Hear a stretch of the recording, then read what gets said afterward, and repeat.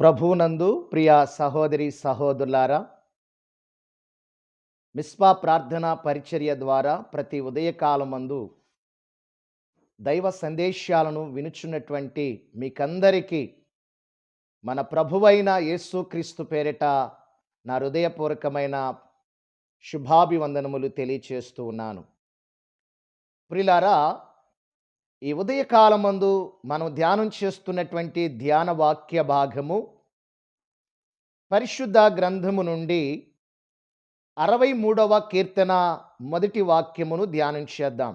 దేవా దేవా, నా దేవుడవు నా నీవే, దేవుడవు నీవే, వేకువనే నిన్ను వేకువనే నేను నిన్ను వెదుకుచును. వెదుకుచు ఉన్నాను అంటున్నాడు.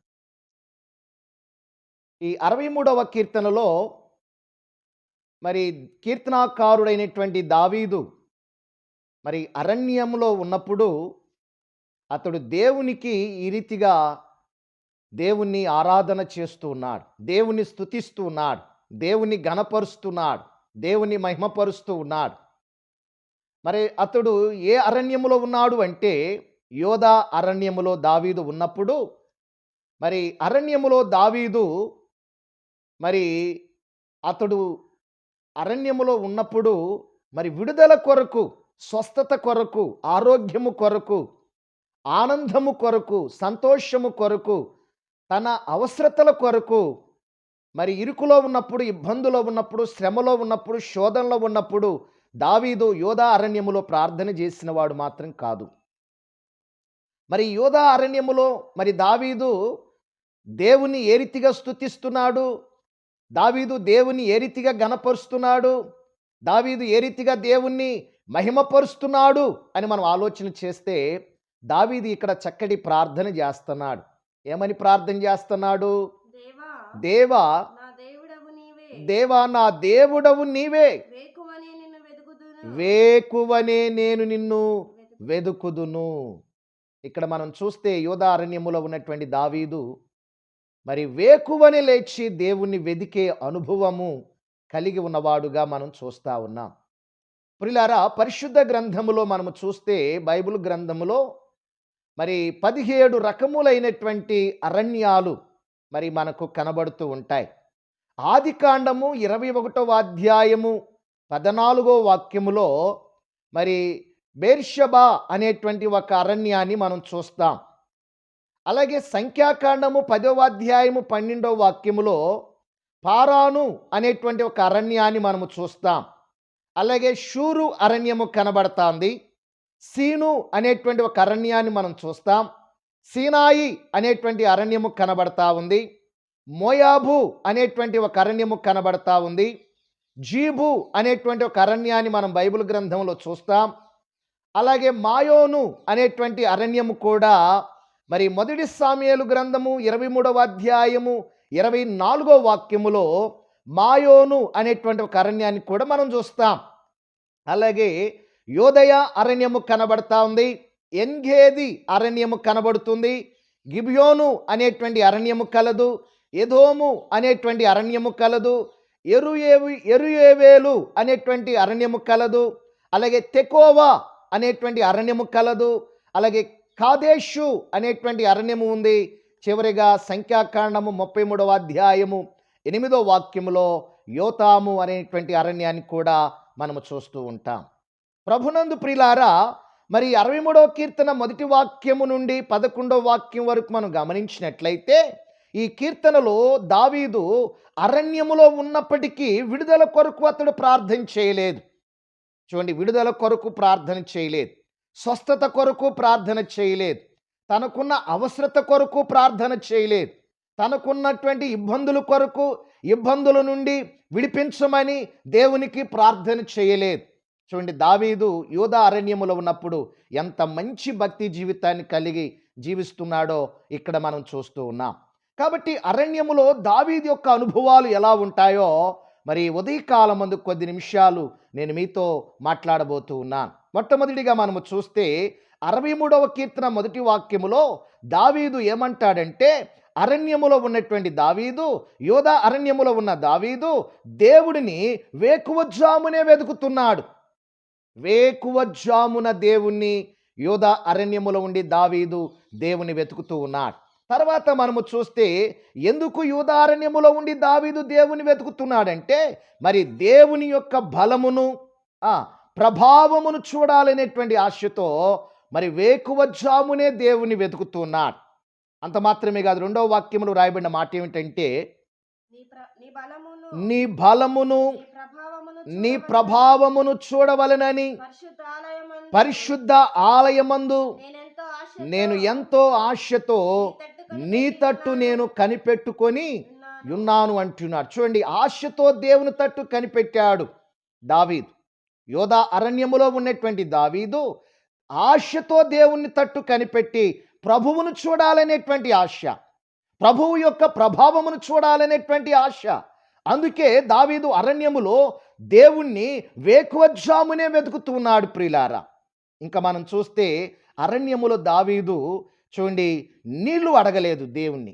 అయ్యా, అరణ్యములో నీళ్లు లేవు కదయ్యా, మరి నీటి ఊటలు నాకు కావాలి, చాలా దాహముగా ఉన్నాను, చాలా దప్పికగా ఉన్నాను, కాబట్టి నాకు ఇప్పుడు అరణ్యములో నీటి ఊటలను ఏర్పాటు చేయి అని చెప్పి దేవుణ్ణి అడగలేదు. కానీ ప్రభువు కొరకు తన ప్రాణాన్ని చూడండి, ప్రభు కొరకు తన ప్రాణాన్ని ఏం చేస్తున్నాడట?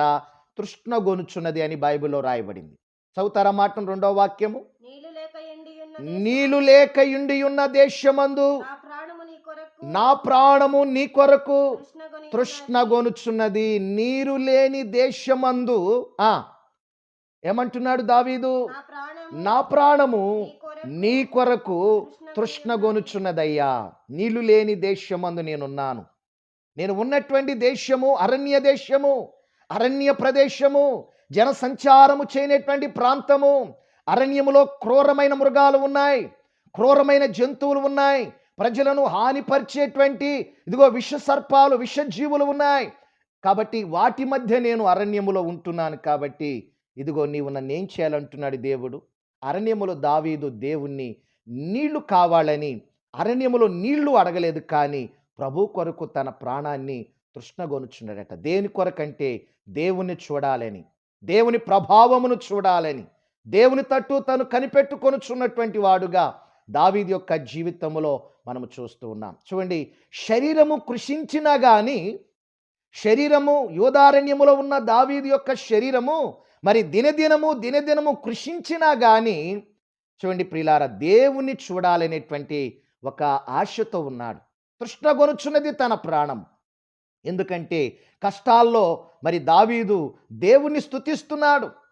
యోధా అరణ్యములో దావీదు కష్టాల్లో ఉన్నాడు, ఇరుకులో ఉన్నాడు, ఇబ్బందులో ఉన్నాడు, శోధనలో ఉన్నాడు, శ్రమల్లో ఉన్నాడు, నిందల్లో ఉన్నాడు, అపజయాల్లో ఉన్నాడు దావీదు. అలాంటి పరిస్థితుల్లో ఉండి కూడా చూడండి దావీదు దేవుని ఏం చేస్తున్నాడు? ఒక పక్క శరీరము అనేటువంటిది కృషించిపోతున్నప్పటికీ కూడా, శరీరము ఆయాసపడుతున్నప్పటికీ కూడా దేవుని చూడాలి, దేవుని ప్రభావమును చూడాలి, ఆయన ప్రత్యక్షతను చూడాలి, ఆయన మహిమను చూడాలి అనేటువంటి దాని కొరకు దావీదు యూదా అరణ్యములో ఉండి చూడండి ఎంతో ఆశ కలిగి జీవించిన వాడుగా దావీదు యొక్క జీవితంలో మనం చూస్తున్నాం ప్రియులారా.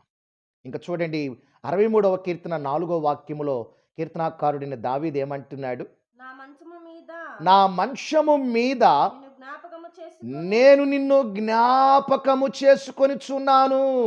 చూడండి, పడక మీద కూడా ప్రభువుని దావీదు యోధా అరణ్యములో ఉన్నప్పటికీ కూడా చూడండి, యోధా అరణ్యములో ఉన్నప్పటికీ కూడా, అరణ్యం యొక్క అనుభవాలను పొందుతున్నప్పటికీ కూడా చూడండి దావీదు పడక మీద ఉండి కూడా ఏం చేస్తున్నాడట?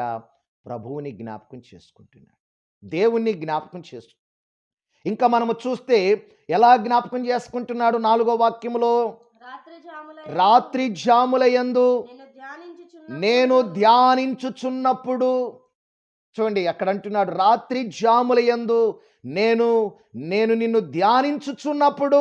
అరణ్యములో కూడా ధ్యానం చేస్తున్నాడు దావీదు. రాత్రి జాముల యందు దేవునికి ధ్యానం చేస్తున్నాడు, రాత్రి జాముల యందు దేవునికి ప్రార్థన చేస్తున్నాడు. చూడండి 5వ వాక్యములో మనం చూస్తే దేవుని వాక్యముతో తన ప్రాణమును ఏం చేసుకుంటున్నాడట? అరణ్యములో ఉండి తృప్తిపరచుకుంటున్నాడు. దేవుని వాక్యము ద్వారా, దేవుని ప్రార్థన ద్వారా అరణ్యములో చూడండి, రాత్రి జాముల యందు మోకరించి దావీదు దేవునికి ప్రార్థన చేస్తున్నాడు. దేవుని వాక్యముతో తన ప్రాణమును తృప్తిపరుచుకుంటున్నాడు. అంత మాత్రమే కాదు, కష్ట సమయాల్లో కూడా ఏం చేస్తున్నాడు దావీదు? కష్ట సమయాల్లో కూడా దావీదు ఏం చేస్తున్నాడంటే అండి, చదువుతారా మాటను 5వ వాక్యము. క్రొవ్వు మెదడు నాకు దొరికిన క్రొవ్వు మెదడు నాకు దొరికినట్లుగా నా ప్రాణము ఏం చేస్తుందంట? తృప్తి పొందుచున్నది అంటున్నాడు. కష్ట సమయాల్లో కూడా ఉత్సహించి ప్రభుని గురించి దావీదు దేవునికి ప్రార్థన చేస్తున్నాడు. కష్టాల్లో ఉన్నప్పుడు, శ్రమల్లో ఉన్నప్పుడు, ఇరుకులో ఉన్నప్పుడు, శోధనలో ఉన్నప్పుడు కూడా దావీదు దేవునికి ప్రార్థన చేస్తున్నాడు. అంత మాత్రమే కాకుండా చూడండి, ఎన్ని సమస్యలు వచ్చినా కానీ దావీదు అంటున్నాడు 6వ వాక్యములో, నా జీవితకాలమంతా కూడా, నా జీవితకాలమంతా కూడా ఎన్ని సమస్యలు వచ్చినప్పటికీ కూడా, ఎన్ని నిందలు వచ్చినప్పటికీ కూడా, ఎన్ని అపజయాలు నా జీవితంలో ఎదురైనప్పటికీ కూడా, నేను నా జీవితకాలమంతా కూడా ప్రభువుని నేను స్తుతిస్తానంటున్నాడు. ప్రభువును స్తుతిస్తాననేటువంటి ఒక నిర్ణయాన్ని చేసుకున్నాడు యోధా అరణ్యములో ఉన్న దావీదు. చూడండి, దేవుని దగ్గర చూడండి, అరణ్యములో ఉండి కూడా దేవుని దగ్గర భద్రతను అనుభవిస్తున్నాడు. 7వ వాక్యం చూడండి. నీవు నాకు సహాయకుడవై నీవు నాకు సహాయకుడవయుందువు, నీ రెక్కల చాటున నీ రెక్కల చాటున శరణుజొచ్చి శరణజొచ్చి ఉత్సాహధ్వని చేసేదను. ఉత్సాహధ్వని చేసేదను అంటున్నాడు దేవుని దగ్గర. చూడండి, యోధా అరణ్యములో ఉన్నటువంటి దావీదు దేవుని దగ్గర భద్రతను అనుభవిస్తున్నాడండి. తన ప్రాణము దేవునితో అంటి అరణ్యములో దావీదు దేవుని వెంబడిస్తున్నాడు. దేవుడే శత్రువును చూచుకుంటాడు అనేటువంటి ఒక గొప్ప నిరీక్షణతో ఉన్నాడు. గొప్ప ధైర్యముతో దావీదు దేవుణ్ణి వెంబడిస్తున్నాడు ప్రియులారా.